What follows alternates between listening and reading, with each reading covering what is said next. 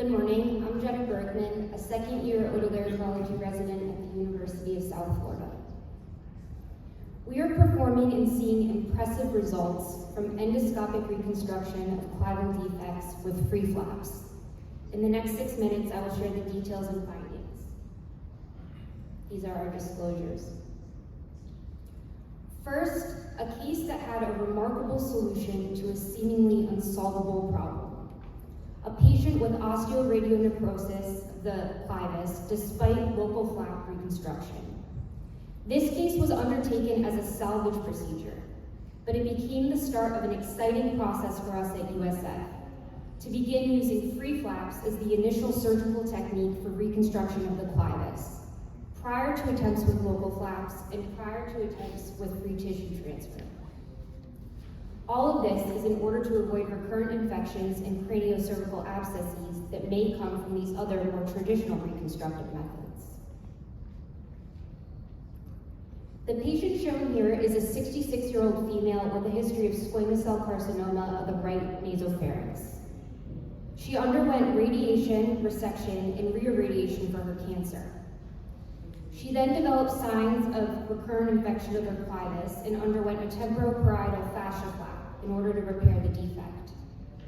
Unfortunately, several weeks later, her infection returned, and she turned up to our emergency room with respiratory failure and altered mental status from a craniocervical abscess compressing on her pons.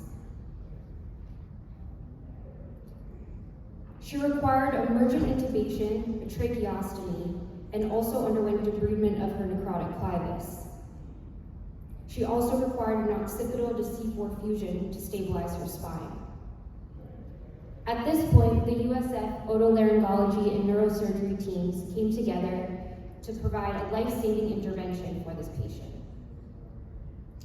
We did an adipofascial free flap from the thigh. The surgery included debridement of the necrotic bone, a partial clivectomy, and drainage of the epidural abscess via an expanded endonasal approach. The reconstruction stage began with exposure of the clivus through the pharynx and a neck dissection for vessel and parapharyngeal space exposure. The flap was guided into the parapharyngeal space with a Penrose drain, which you just saw, and was used to tunnel the vascular pedicle of the flap from the neck to the pharynx. Inset of the flap was done under endoscopic guidance.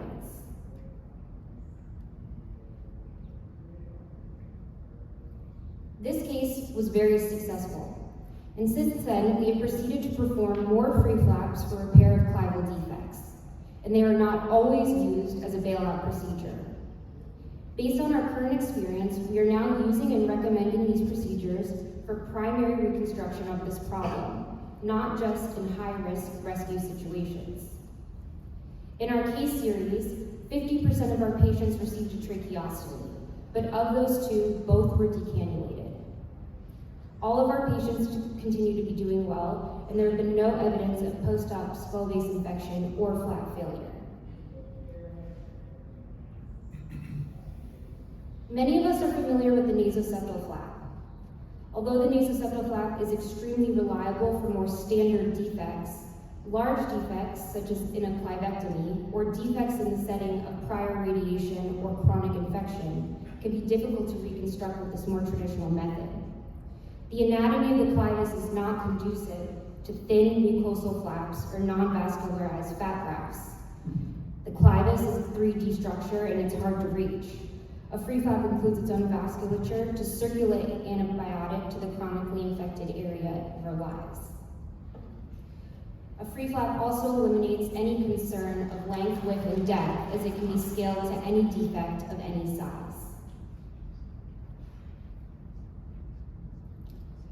So this slide here depicts a delayed view of the reconstruction. It appears healthy and pristine. Free flaps are bold. They often require bigger interventions up front, such as a tracheostomy or PEG tubes, while the tissue heals and atrophies. But osteonecrosis and recurrent infection of the skull base are bad problems, and they require us to be resolute. These outcomes speak for themselves and support the start of a paradigm shift. Free flap reconstruction of the anterior skull base is ready for prime time, and it's ready to be a primary procedure. It is our recommendation that they be used as the leading solution for clival defects in patients with osteonecrosis or recurrent infection of the clivus. Thank you.